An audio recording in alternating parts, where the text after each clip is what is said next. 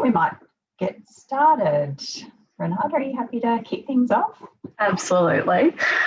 Hi everyone, thanks for joining us today. Pippa and I are so excited to be able to share with you the latest insights and practical actions from SuperFriend's Indicators of a Thriving Workplace National Report for 2020. I'd like to start by firstly acknowledging the traditional custodians of the lands on which we are meeting. I pay my respects to their elders past, present and emerging, and the elders from other communities who may be here today. I do have a few quick admin points. For those of you who haven't read the report, you can register and download it at superfriend.com.au after the session. We'll also be recording today's session for those who weren't able to make it at this time, and we'll be answering questions at the end, so please add them to the chat as you think of them. There is a lot to cover, so I'm just going to dive right in. Okay, so the report basically provides insights into how the Australian workforce and its workplace are faring in creating mentally healthy and thriving workplaces. I'm going to be sharing some of the top line results from the 6th consecutive year of the project. Using 40 scientifically validated indicators, this is actually Australia's largest workplace mental health and wellbeing survey, where we measure and track the current state against the desired state of a thriving workplace. The latest survey was completed by over 10,000 Australians who worked and or were supported by JobKeeper from March through to June this year. So after we collected the data, it was aligned with the Australian Bureau of Statistics data that was most recently released. So it is a truly representative sample of the Australian workforce across industry, gender, age, and also location. Now, I did mention it's the 6th consecutive year of the project, but the University of Queensland actually validated and slightly modified some of the indicators and domains in early 2018. So since then, the indicators have remained consistent for the last 3 consecutive years, which is fantastic from a data perspective and also for really deep and chunky insights, because it means we have a data set of over 25,000 Australian workers that we're able to look at what works best for them. So the core part of the survey uses 40 indicators, as I mentioned, and they're basically characteristics that collectively describe or define what a thriving workplace is. Now, there are 8 indicators in each of these 5 interconnected domains, which you can see on your screen, being leadership, culture, connectedness, policy, and capability. Collectively, this gives us the overall national index score out of 100. And you can see there at the top that an index score of 80 or above is basically what we would classify as thriving. Now, in 2018 and 2019, our national scores remained unchanged at 62.7 out of 100, but that was not saying that nothing changed. There were a lot of industries that went up and down, etc. So there was a lot of movement within there, but collectively, there was no change at the national level. However, in 2020, you can see that we've actually increased to 65.1, which is fantastic. So we're slowly edging in the right direction for workplaces and workers. It's important to note, though, that people with a mental health condition actually have a lower overall thriving workplace score of 62.2 compared to 67.6 for those who have never experienced a mental health condition. Also, from an Australian workplace perspective, only 5% of workplaces are scoring 80 or above, which is defined as thriving. So we have a long way to go.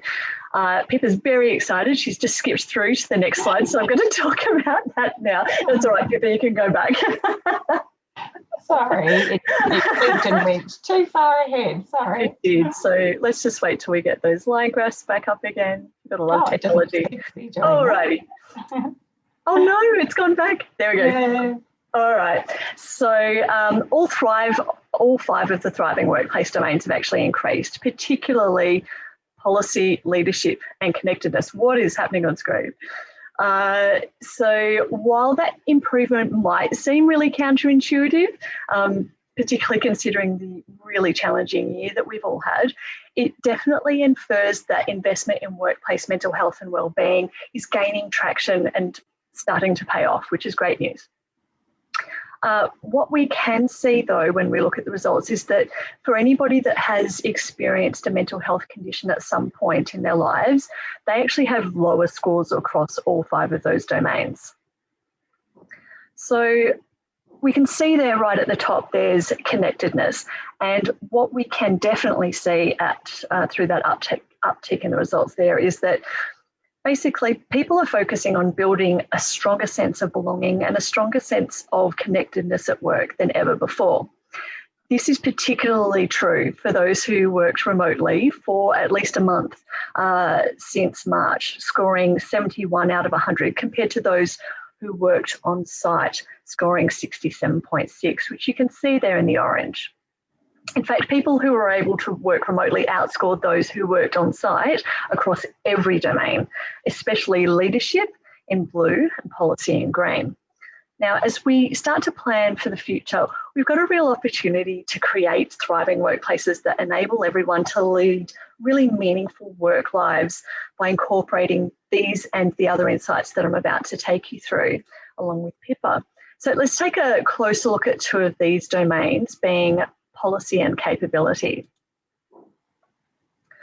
Okay, so in terms of policy, obviously it was the area which experienced the strongest growth, which is great. It's also the area where we typically have found that larger organisations are really strong in these metrics because they have more resources to be able to devote to the policy development and enforcement, I guess you would say. So the key things I want to highlight here for these 8 indicators is you can see the second from the bottom, the kind of olive green colour. This is where people have started to actually see the mental health policy strategy or action plan actually working in their workplace. A lot of people weren't even excuse me, aware that they had a mental health policy or action plan, and or their workplace didn't actually have one until the pandemic hit. So there's been really strong growth coming through there as well. And also you can see in the royal blue, which is second from the top, there's been really strong growth in having easy access to confidential counselling or support services. This has been really important because historically, while people may have potentially had access to counselling or support services, it wasn't available to everybody in the workforce. So, for example, casual workers weren't able to access it. Or, for example, in the retail sector, a lot of retail workers weren't able to access counselling unless they got approval from their manager. So this way, a lot of those barriers have been removed, and it's fantastic to see people taking advantage of that. Thanks, Renata. So just to, I guess, reiterate some of the policy elements as one of the domains that we're looking at today, and what Renata's obviously gone through the 2020 results. So policy, when we talk about that, is really around the organisational systems and frameworks that set standards of behaviour, expected performance, and really provide clear parameters around what is and what isn't acceptable within the workplace. So in terms of its importance, particularly as some of the issues that Renata has just raised, it really helps provide that decision-making framework, helps ensure integrity and fairness are adhered to when particular issues arise, and they really play an important role in expressing an organisation's values, establishing a positive and productive organisational culture, and help set expectations. And they also support minimisation of legal and safety risks. So in a practical sense, we are aware that obviously every business has a legal and moral responsibility to provide a safe and fair workplace. And it's well understood that a well-designed workplace that supports mental health leads to reduced absenteeism, increased productivity, and supports that mentally healthy workplace creation. So looking at those strategy and policy elements that support that, and as again, what Renata really would show in the data is it's not just having the policy exist, it's really about having it actioned and really embedded in practice across an organisation. And also not just thinking it as purely a mental health policy. It's around really integrating those things within your whole policy framework. So things like diversity and inclusion, looking at recruitment, selection practices, learning and development, are really important in getting that overarching buy-in and framework. And really critical again is that consultation with staff, making sure the policy is accessible, and that it's something that evolves and develops, so that there's metrics for continuous improvement, and it's a living evolving document. So moving on to capability. All right, so I would not have expected necessarily for there to have been some downward trends when you look at the overall results, where it's definitely strong upward movement. But what we have definitely seen is, while some areas of capability have improved, so particularly say the bottom two, where people have the skills and experience to be able to support each other's mental health and wellbeing, and also having that access to mental health and wellbeing education, whether it's information on the internet or digitally delivered training or otherwise. We have actually seen a bit of a decline in terms of how engaged people are with their work, and you can see in the kind of burnt red there, the talent, skills and competencies of the workforce being well used. That's actually taken a hit this year.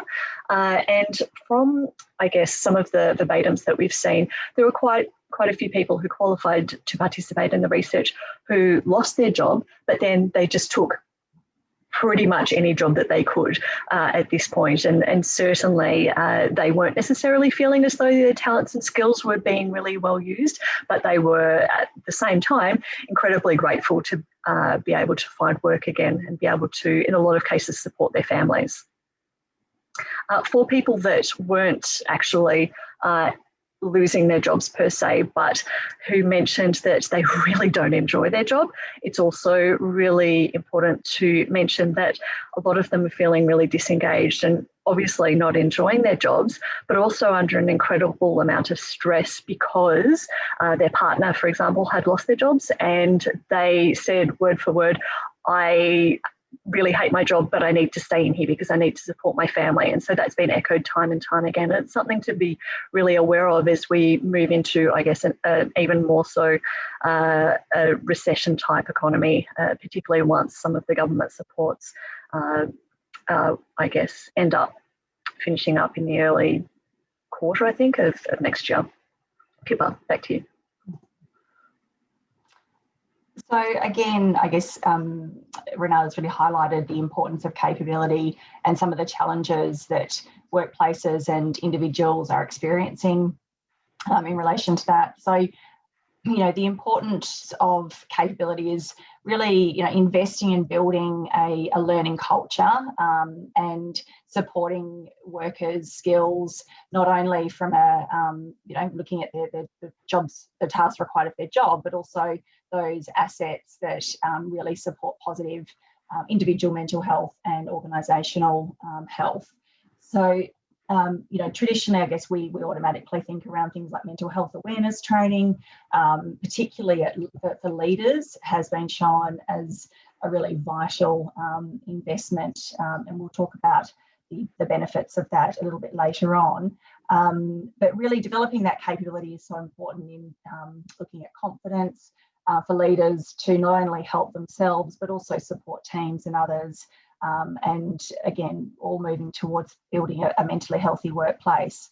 So I guess we can think about capability, in the traditional sense. There's also, other options in terms of coaching conversations, tying in conversations around capability within other opportunities that teams interact, and looking at really leaders role modelling and actively being involved in that.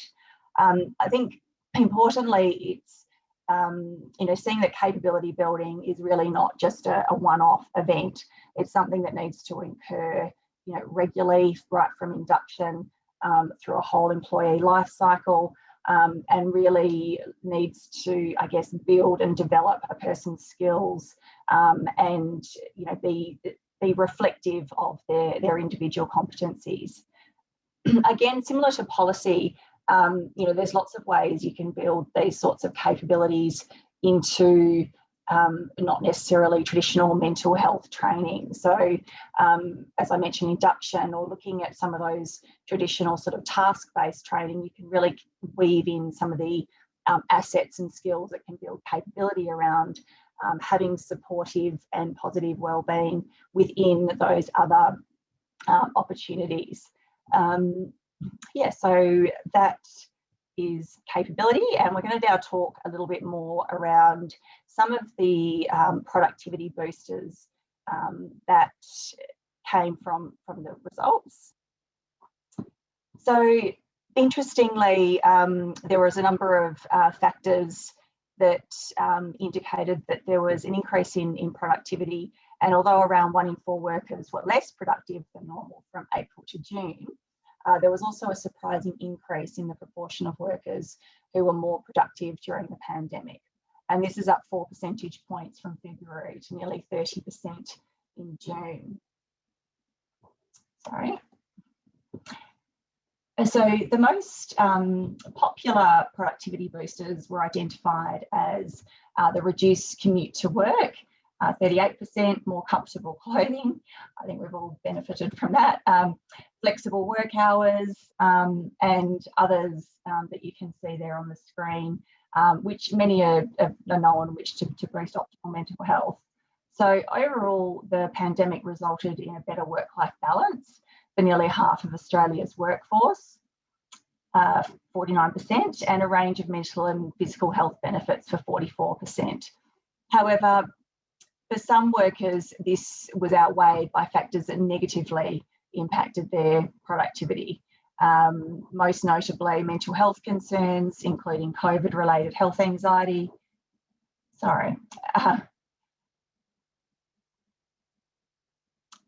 and job insecurity. And they were the most common reasons for lower productivity this year, affecting 60% of workers. Thanks, Renata. Thank you. One of the things I wanted to just touch on just on the slide before, in terms of productivity boosters, people having to spend less time ironing their clothes and you know, making sure that their hair was done and their full faces of makeup, etc. There's a fantastic quote that we came across, which was when I worked on site, I was nervous talking about people who were more senior than me, but now that I've been working remotely, the focus is now on the work that I do and not how I look, and I'm really appreciating the change. And I think regardless of where you come from, if you've had an opportunity to work remotely in your tracky dacks, it's certainly boosted my productivity. So let's just take a bit of a step back and look at, okay, so what exactly did people's personal mental health and wellbeing look like? We've spoken a lot about our workplace mental health and wellbeing, and I can categorically say that we saw a 9 percentage point increase in the Australian workforce experiencing a mental health condition in 2020. So that's up from 50.6% last year to 59.6% this year. Basically 3 in 5 Australian workers. Certainly this has been supported by reports of increased demand on a range of mental health services and helplines such as Lifeline and Beyond Blue, just to name a few. Over a quarter of workers experiencing a mental health condition actually had their first experience during the pandemic, peaking in April and May, as you can see in the blue sections. Pippa, you might want to just click through. Concerningly, when we look at the indicators that specifically address how workplaces support people with a lived experience of mental illness, we see that only 12% of the workforce say that people in their current workplace actually have the skills and expertise needed to support each other's mental health and wellbeing, and that only 14% have a culture in their workplace which actively encourages open discussion about issues that affect mental health and wellbeing. So these are really quite, low numbers that we're talking about. One of the most impactful indicators, which we know has a positive sort of ripple on the pond effect, if you like, in that it benefits all other thriving workplace domains and therefore lifts the overall thriving workplace score, is that there's a policy to ensure that all leaders regularly participate in mental health and wellbeing training. Now, in 2020, only 12% of workers say that that's the case within their workplace. This particular policy is really critical. If you were going to focus on one thing, this would definitely be it, because it shows that it decreases all of the known barriers preventing workplaces from investing in mental health and wellbeing. And it also has a really strong impact on improving the workplace experience for people who have experience with a mental health condition. And as we had mentioned earlier, they are far lower in every single one of the domains and would definitely use some additional support. So, encouragingly, nearly all of the perceived barriers, actually all bar one, that are preventing employers from investing in workplace mental health and wellbeing have declined, and not just a little bit, by a lot, which is great. The biggest one to tumble is lack of time. And other barriers that are declining dramatically include lack of commitment at the top, lack of organisation, lack of understanding around mental health issues, and also lack of appropriate skills among managers. Now, this may be partly due to mental health being more openly discussed at work recently, and easier access to mental health initiatives through digital delivery, and also the, I guess, noticeable improvements in leadership that we mentioned earlier. The leader indicators actually took up all of the top 5 most improved indicators. So there has been a huge improvement there. But as you can see on screen with the exclamation mark, the biggest hurdle, and the only one which did not decrease, the biggest hurdle to investing in workplace mental health and wellbeing is that businesses, and most particularly small businesses, are facing what they consider to be more important issues, with many workplaces struggling to survive. So, what are the validated actions that can make a real difference to workers and the workplace as a whole? Thanks, Renata. So within the 40 indicators of a thriving workplace, we've identified that there's 11 tangible actions that are cost effective and practical to implement. And we've divided those 11 actions into 3 groupings. So I'll go through those now. So the first one is related to training and professional development. So this is really around the leaders participating in mental health training and access, and providing those professional opportunities. And as Renata mentioned earlier, there's such a critical amount of evidence to support that. The second grouping is in policies and practices. Again, really seeing that is actioned and that they're really communicated, they're clear, accessible, and covers things related to bullying, harassment, and having access to confidential counselling are some of the elements there. And then the last, cluster is really those actions that really we would see as business as usual activities, and things that you would expect within an organisation to foster positive wellbeing. So things around good work life and family integration, recognising and rewarding people appropriately for when they're doing good work, and also having really clear, transparent decision-making practices is one of the other actions there.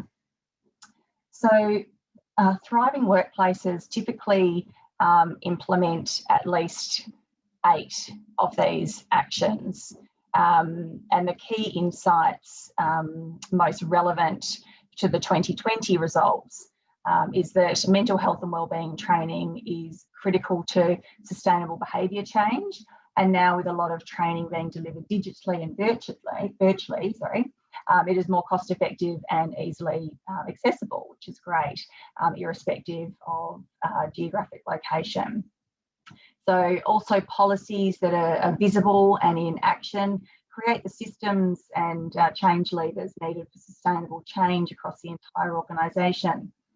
So all of these 11 practical and useful actions will benefit all workers, so not just those who are experiencing a mental health condition. I think that's really important to note. And so let's look at how these all make a difference.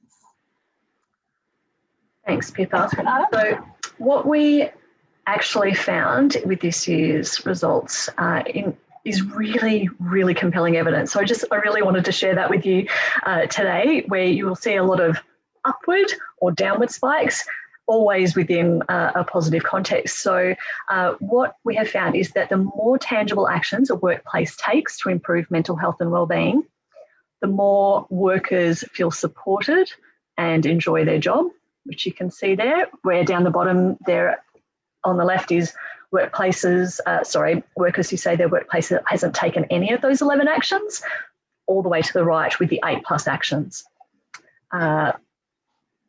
Sorry, Renata. But don't talk that quickly.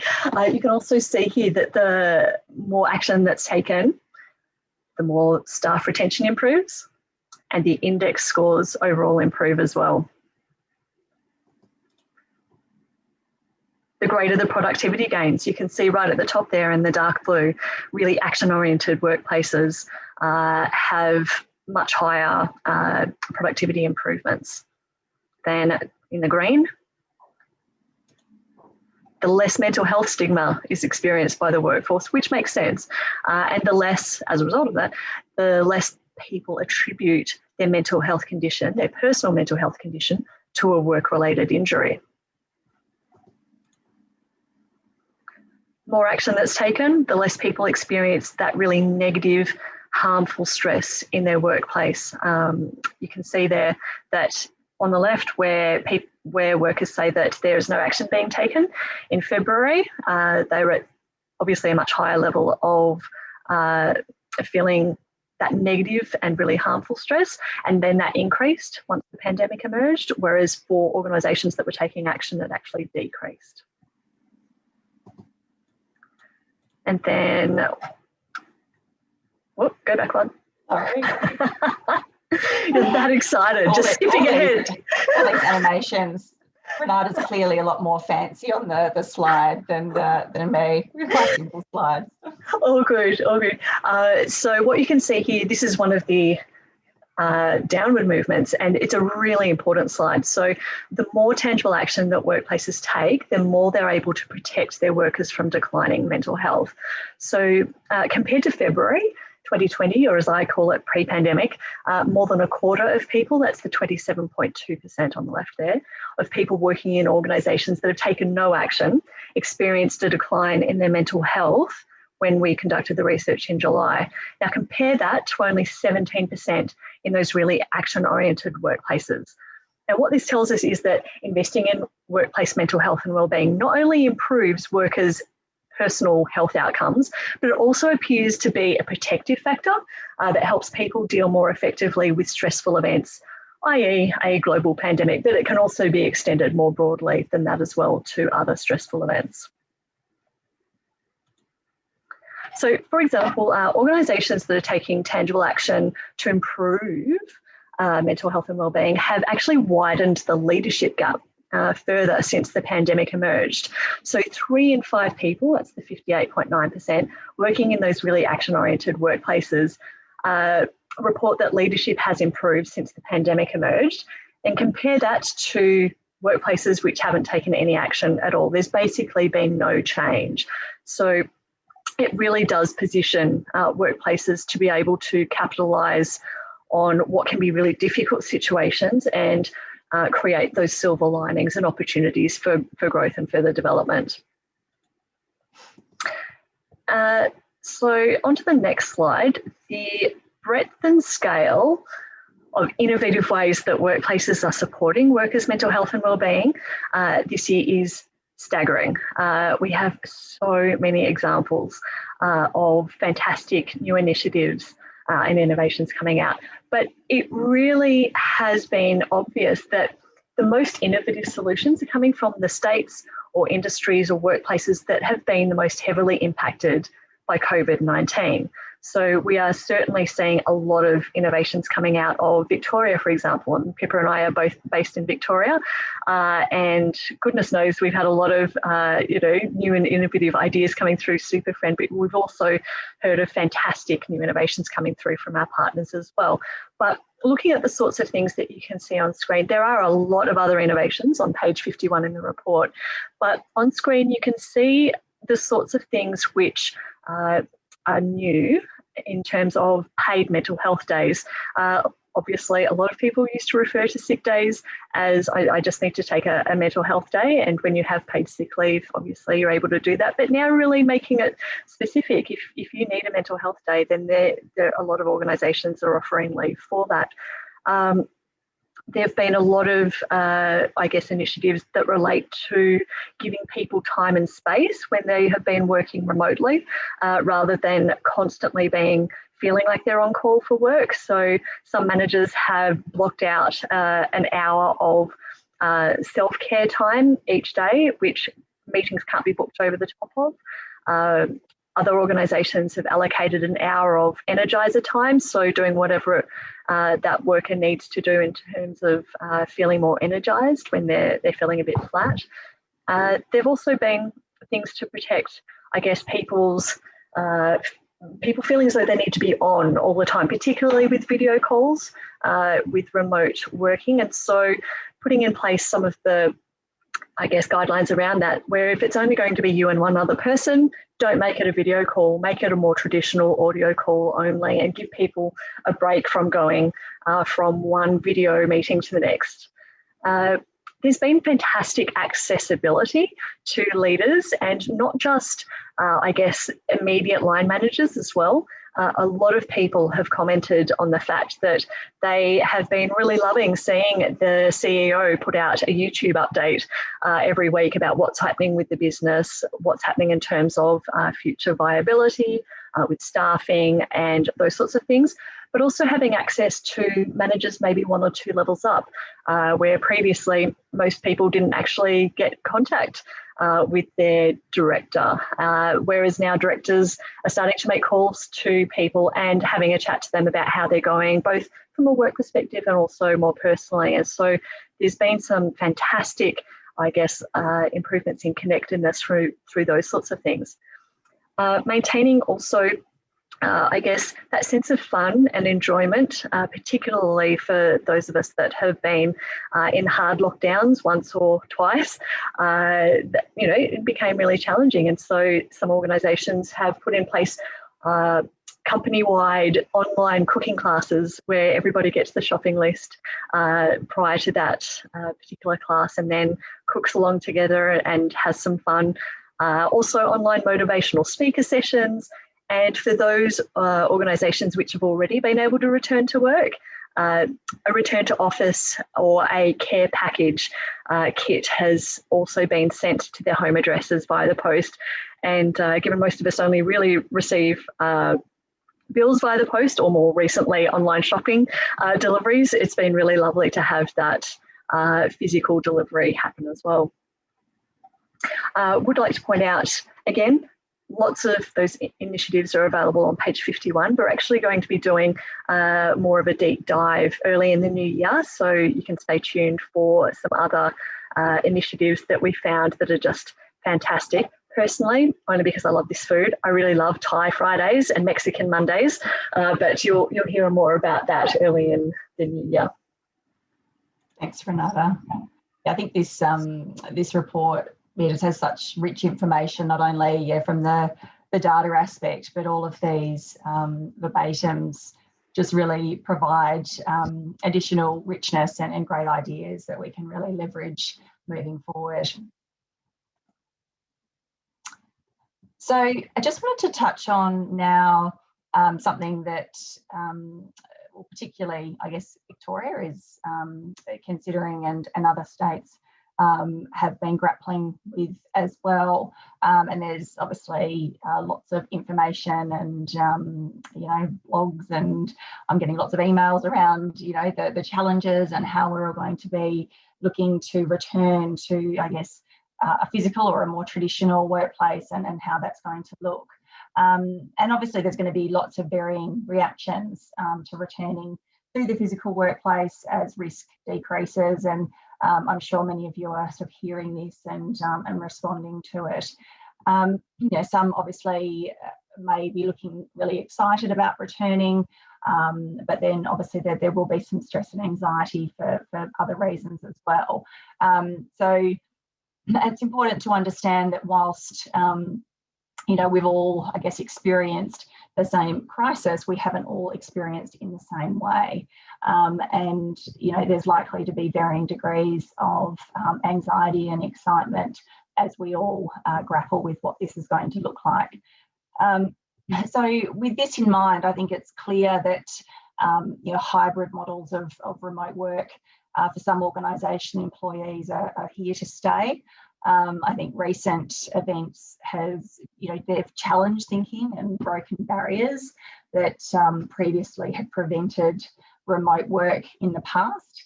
And that's obviously led to a shift in where work takes place, at least for some people. Obviously this flexibility depends on, whether a worker needs to be physically present on site to do a task, interact with others, or use specific machinery or equipment. So I think we're going to see and have to be, considering the impact of all of those things on the workforce and individuals in times to come.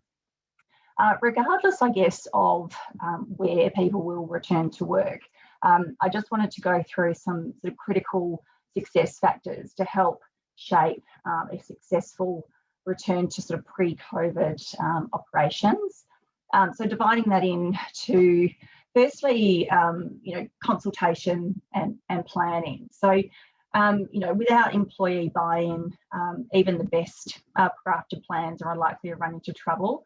So employee awareness of and involvement in decision making, it's obviously a legal requirement under work health and safety legislation, but it's also supported by research that this approach increases the idea of implementation and assists workplace in coping with change.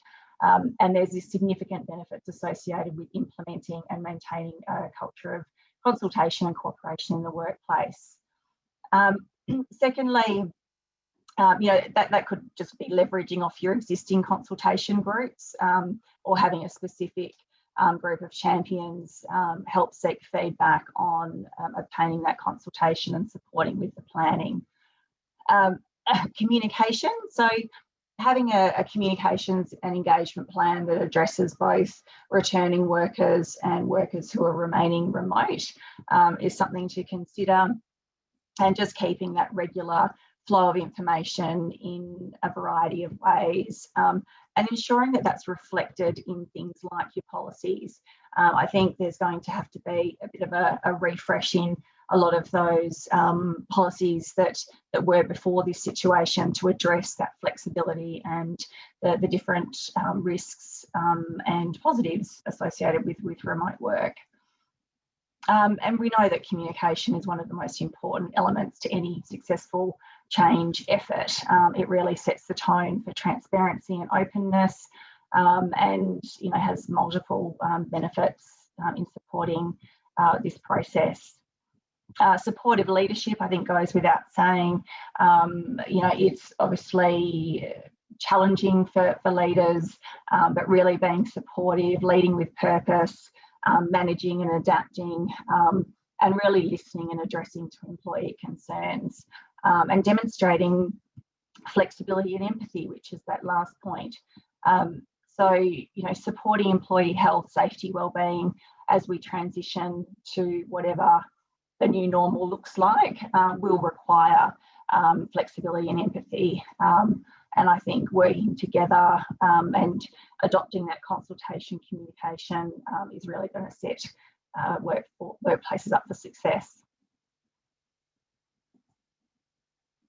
So we're almost ready for Q&A, but just as we finalise the formal aspect of the webinar, looking forward, this has been a sort of a roller coaster year for many.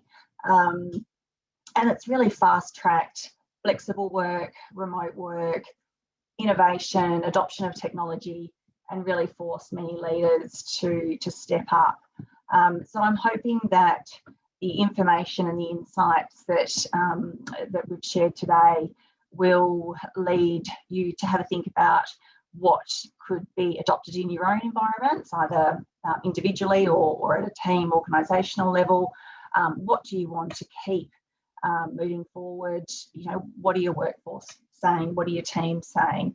And what's sustainable? And using some of those insights to help set up for success moving forward.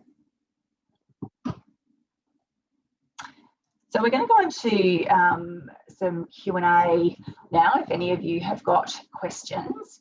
I'm going to be, there's a Q&A function that you can use. And so, yeah, please post any questions on there. Whilst I have review those and we can answer any questions, I'll also just be putting up a short survey that would be really grateful if you could answer. Thank you. I'll just open no questions so far.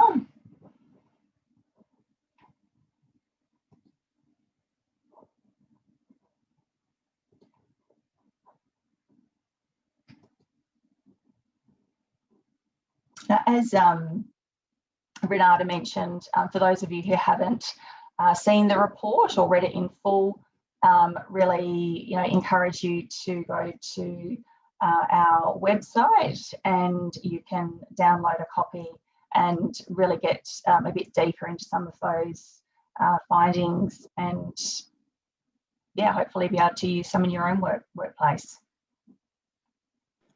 There's also, in addition to the national report, as Pippa mentioned, it's such an incredibly rich source of data. And so in addition to providing some more of those verbatim initiatives, etc., we're also doing a few deep dives into some specific industries. Also, some of the differences in, I guess, experiences during COVID by gender and because we were in a fantastic position to be able to capture a lot of information about household size and whether people were needing to supervise children who were learning remotely and all of those sorts of things, whether also there were multiple people in the household bringing in an income or if it was only down to one. We have a lot that we're wading through, and with over 10,000 respondents this year, you can imagine the verbatims alone, there are over 40,000. So keep an ear out. There'll be something coming out just before Christmas and then something in February.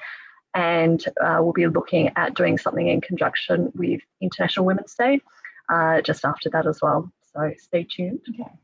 We do have a couple of questions that have come through now. Thank you. I think you're all a bit shy initially. So the first one is, I wonder if you can go into some more detail about what you mean regarding mental health training awareness. Is this mental health first aid or something different? I'm happy to answer that. So it can be a multitude of things. It's not necessarily mental health first aid, which is really regarding, responding to someone who may be unwell and needs support at a time. So mental health training and awareness can be around educating and awareness on the types of mental health conditions, can look around educating on what it means to be mentally healthy and how you can stay mentally healthy. It can cover things around how to support yourself or how to feel comfortable and confident in having a conversation with a colleague or a team member. And, it can be very specific around supporting someone who might be mentally unwell, but also looking at other characteristics or attributes that really help you support a team to be mentally healthy. So it can be around positive communication, being person-centered in the way that you communicate with customers. So it can be quite broad, but I would really think around that literacy piece. It's understanding that mental health is not just mental ill health, and then looking at supporting yourself to stay well, and then giving you the support to know what to do if you're not well or you have compromised mental health. So I've got a couple of others here. So do you ever disclose who the thriving workplaces are, or have case studies associated with them? I might let Renata answer that one. Because the research is conducted via several online panels, which are hosted within Australia, we don't actually collect who the workplaces are. Having said that,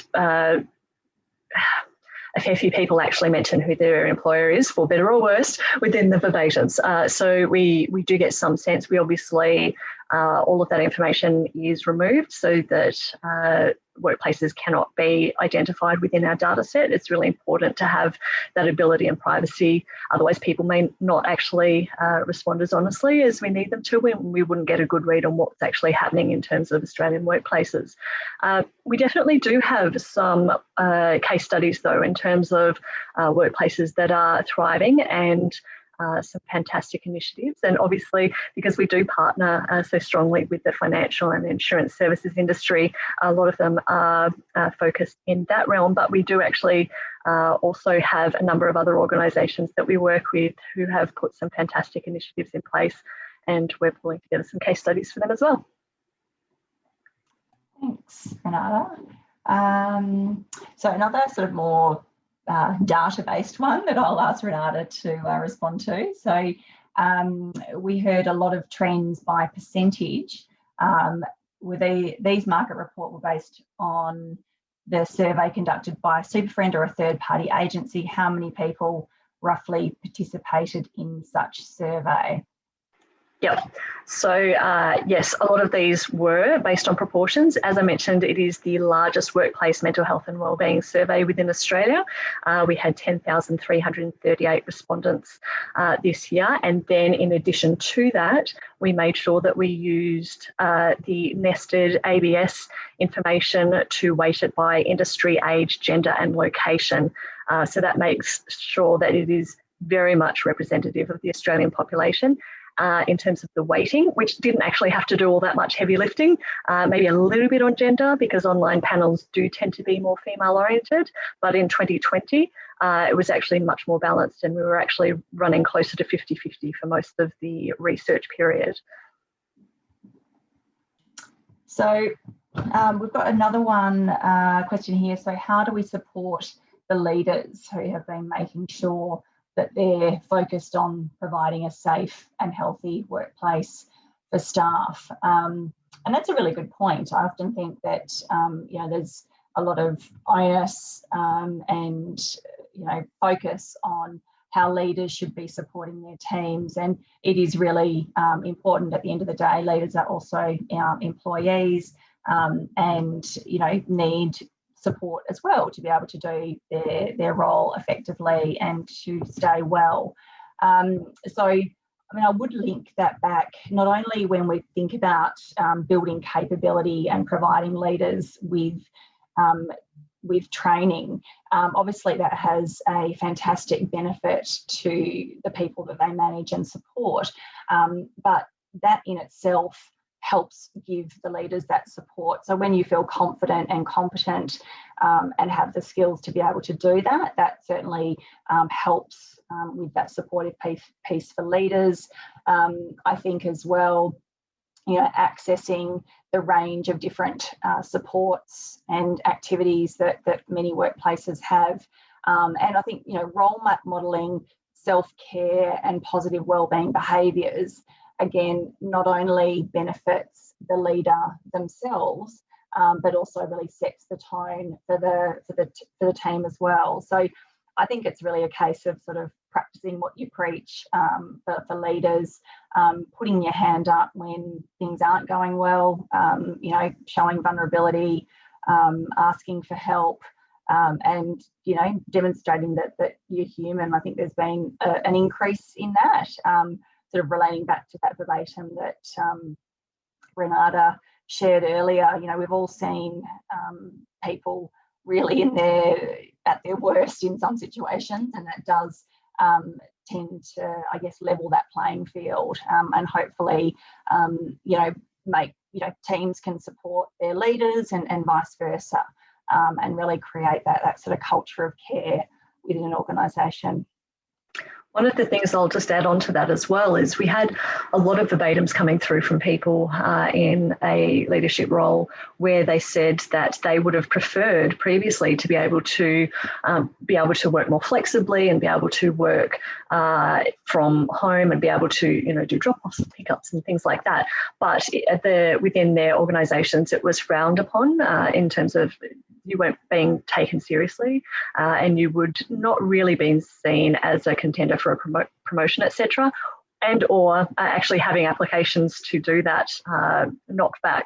And so that has certainly come through. And this is particularly from a lot of our male respondents, where there has been less of a sense that, that would absolutely be necessary for their family. If there was someone else in the family who could do that, they're really enjoying being able to save time in a lot of other areas and being able to invest it back into their family's health and well-being and spending quality time together, and also being able to exercise before, sundown and those sorts of things as well. So just the nature of creating an environment where the working location can be flexible is a really big part of supporting leaders.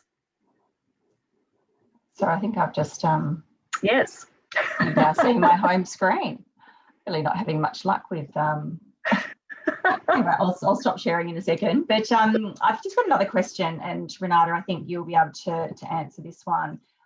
It's around, one of the biggest barriers that we've seen is, or often we see, is around stigma in relation to people with mental health conditions. Have we seen a reduction this year, and by how much? I would have to come back to you on the how much. Sorry, I don't have that directly in front of me. But in terms of there being a reduction in terms of stigma around mental illness acting as a barrier to investing, that has plummeted, which has been really great. It is really hard to shift stigma. In terms of people's personal experiences of stigma around mental health and wellbeing, we had a data break effectively, in the sense that the last 2 years we were asking if they had experienced a stigma in their current workplace, but without a time limit around it. Whereas this year it was, have you experienced it in your current workplace within the last 12 months? So I can't actually say whether people's personal experiences went up or down compared to last year now that we have put that ring around it. But certainly stigma acting as a barrier has definitely declined in the last 12 months. Okay. I think I'm just looking at timing, and I'm having a bit of an issue with the screen share, so apologies for that. But what we might do is, with any remaining questions, I can write a response, and please feel free to add any others in there. We will be sending out a copy of, I can add those questions to the follow-up information, as well as that survey that I mentioned earlier. So really be grateful if you could complete that. But yeah, thank you very much for your attendance and time and participation today. And hopefully you found the information valuable. Thanks very much. Thank you.